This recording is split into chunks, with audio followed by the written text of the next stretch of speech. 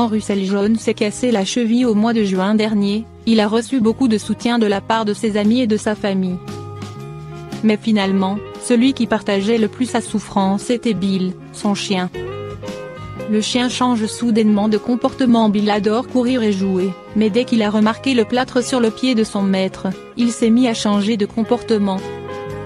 La femme de Russell, Mitchell, a remarqué que Bill se mettait à boiter quand il était près de son père et elle a commencé à s'inquiéter. Le couple a fini par se dire que Bill s'était lui aussi cassé la patte.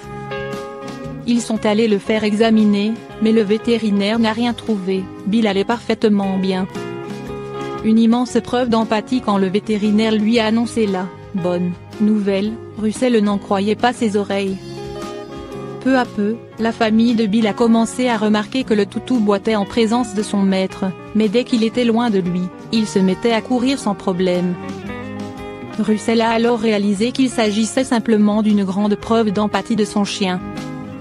Russell a écrit sur un post Facebook: ça m'a coûté 300 livres de frais de veto et des rayons X. Je l'aime. Rien de cassé pour lui, c'est juste de l'empathie. Même si la comédie de Bill a coûté une certaine somme à toute la famille, cette belle preuve d'amour du chien fait craquer tout le monde. Un chien peut-il nous imiter? Pour les éthologues, l'imitation est définie comme la reproduction d'un comportement effectué par un autre individu, animal ou homme. Peu d'études ont prouvé l'existence d'un comportement d'imitation chez le chien. En effet, l'imitation suggère une volonté de vouloir reproduire un comportement, ce qui n'est généralement pas le cas chez nos fidèles compagnons. Les spécialistes parlent plutôt d'un renforcement par stimulus.